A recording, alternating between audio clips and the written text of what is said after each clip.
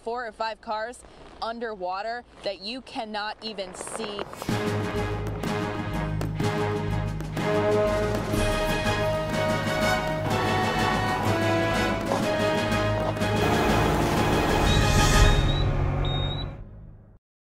Now we're also here at the Gervais Street Bridge. Now officials have closed that down for now. This is I-77 that we're looking at now. The pictures and numbers looked frightening. TV news reports almost too incredible to believe. Everything was underwater. The water level rose above the top of the dining room table. And SCDOT crews in every county prepared, gathering equipment, readying signs and barricades, inspecting areas they knew would be prone to flooding, with employees working through the weekend to keep roads as safe as possible. When the first rains arrived Saturday, October 3rd, some flooding along the I-26 corridor was reported. There were some road closures in Charleston and the PD, but the massive rainfall that meteorologists had been forecasting hadn't materialized yet. But early Sunday morning, October 4th, the rain did come. Streets filled with rushing water. Rivers topped their banks. Across the Midlands, dams collapsed. Flash flooding followed. Over the next 24 hours, hundreds of roads in the central and eastern portions of the state would be closed, including sections of I-20, I-26, and I-77. 74 miles of I-95. The clear immediate need was for widespread emergency response, and over the next 24 hours, SCDOT would learn it faced a massive recovery effort on a scale the state had never seen before. A little bit of I guess kind of a cursory event up in Spartanburg where we had a major culvert blowout up there. So that was the first indication that, maybe this was going to be a major event. But, based on our experience and what we knew about the storm, we went ahead and started making some preliminary moves. We pre-positioned some assets. We moved sandbags into some areas where we thought we would need that.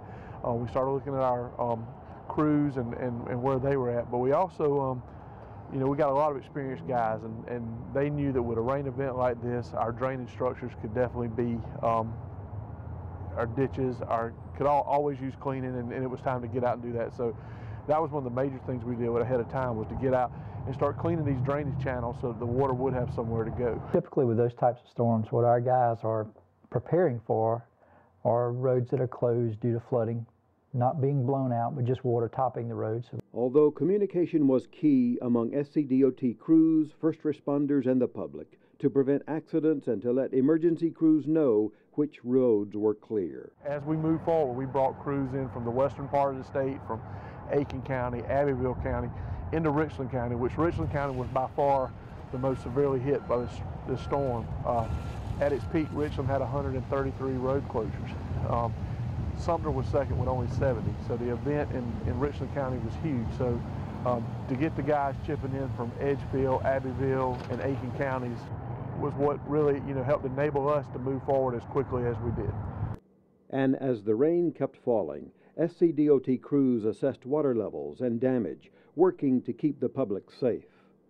One SCDOT employee lost his own life while working to protect others. On Sunday morning, October 4, Timothy Gibson was with his unit on Garner's Ferry Road in Columbia, where some of the worst flooding was taking place. A sudden rush of water flipped the SCDOT truck he was in and swept him away. It was very tough for everybody. I think most of the people knew coming back that evening that Timothy had paid the ultimate sacrifice. And coming in the next morning, we had a meeting with the Richland guys, and I spoke with them and explained to them, what had happened, and told them that, I know that everybody's, going to be thinking about Timothy and what happened, but that we need everybody there focused and to take whatever time they need to be careful. We want everybody to be safe and doing what they're supposed to do. But without them, we couldn't do the job that we had to get done. And they knew that. I told them that, the Gervais Street Bridge was 1930s. built in the 1930s, and it's never seen the amount of water that just came through it. And we will never again see this amount of damage in our lifetime, nor will the Gervais Street Bridge see that again. And it's up to us, the people here in this room, to get these roads back open, and that we need them there. We need them to get this done, and that nobody else can do it but them. The rains that had started on October 3rd drenched South Carolina, with as much as 27 inches falling along the coast, topping 16 inches across much of the Midland. The emergency response continued into the week. You know, we have crews ready to send. Our concern, we knew we needed guys. Our concern is we just didn't want a bunch of people showing up and not have anywhere for them to go. We had planning to do. We had to assess. We had to put some numbers and figures and data to the road closures. We couldn't just haphazardly have people start going out. So from Wednesday to Thursday, that's when we really started planning and organizing and trying to get a handle on how are we going to attack it. And you know, former Chief Brunson always used to tell us is, how do you eat an elephant? You know, one bite at a time. And that's exactly what we were trying to do, is we were trying to get a plan together to eat the elephant. Figure out which ones were most significant, which repairs were most critical for connectivity. You know, did we have areas closed off? Which primaries were closed off? Secretary Hall called it at the beginning, all hands on deck. And, you know, we had tremendous support throughout the agency. We brought in engineering teams, you know, maybe folks who were not historically involved in a snow and ice event. We brought those people in, put them in teams to get out. And we used a lot of flowable fill, where traditionally we may not go to that expense because we had more time, but the goal was to open as many roads as quickly as possible while maintaining the safety of the network. In addition to DOT's efforts, road and bridge contractors were mobilized. Law enforcement assisted in keeping the public safe where closures were required. The South Carolina National Guard transported sandbags where needed and assisted the counties. SCDOT engineering teams drawn from construction, pre-construction, and traffic engineering, along with FHWA engineers, went out to assess damage on hundreds of roads and bridges. They coordinated with schools and kept road closure information up to date. FHWA engineers worked shoulder to shoulder with SCDOT teams to ensure emergency relief eligibility and provide technical assistance in the repairs and reconstruction of damaged facilities. Back at SCDOT headquarters, pre-construction and construction engineers began preparing emergency repair contracts for letting. The pre-construction office prepared packages of bridge replacement projects. Procurement assisted with fast-tracking the purchase of needed materials. The U.S. Army Corps of Engineers worked quickly with SCDOT to get permits where needed. SCDOT became part of Team South Carolina. Secretary Hall and her senior staff spent many hours at the Emergency Management Division headquarters. They worked to coordinate the efforts of all of South Carolina to recover. One huge problem that required support from every department was getting I-95 repaired and open again. An average of nearly 2 million vehicles travel through South Carolina on I-95 each year. On Monday, October 5, 74 miles of interstate had to be closed because of flooding. Traffic was rerouted toward Columbia, from Florence to the north, and at the intersection with I-26 to the south. As waters began to recede, crews assessed damage. Within a 13-mile stretch, 18 bridges needed to be repaired. That repair work began 5 days later, on October 10, with SCDOT crews and contractors doing whatever it took, including pouring concrete underwater to reinforce bridge footings. 3 days later, on October 13, I-95 was fully reopened. We view this whole event, interstates first, primaries second, and then the secondaries. We looked at where the water would possibly overtop the interstates. I started the Friday night, October 2nd.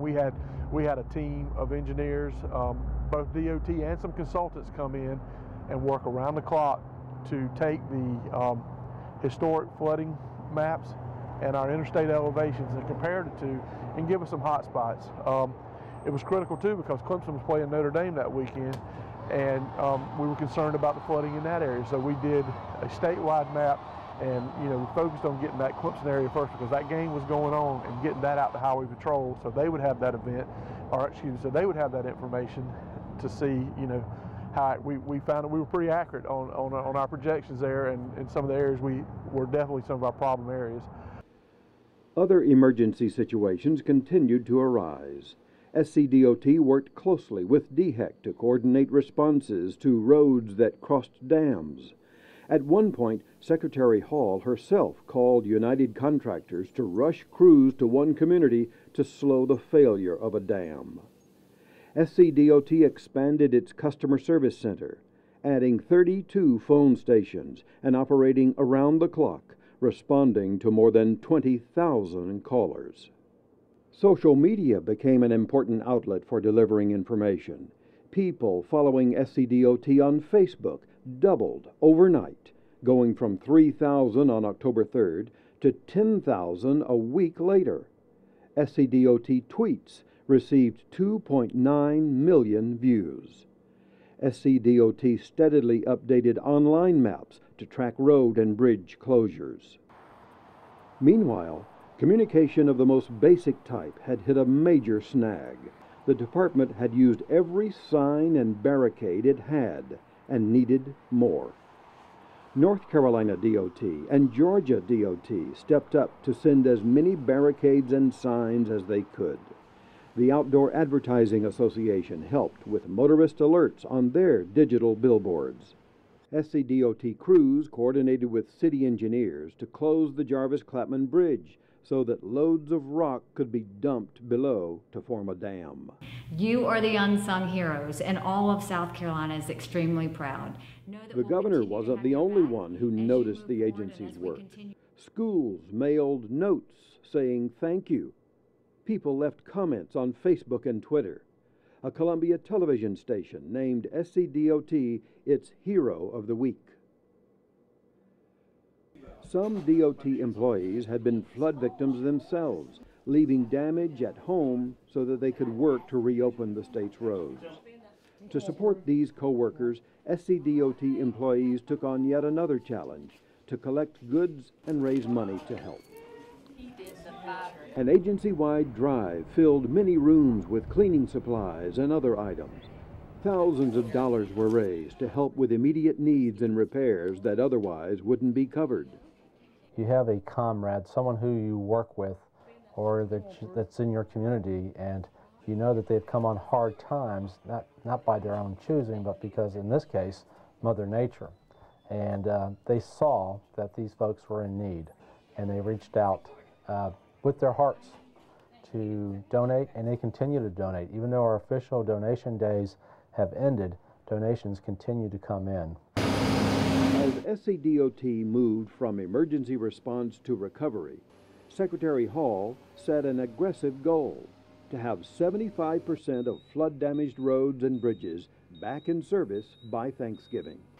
Reopening roads was critical for safety reasons, important for helping families rebuild their homes and get back to normal, and essential to the state's economic health.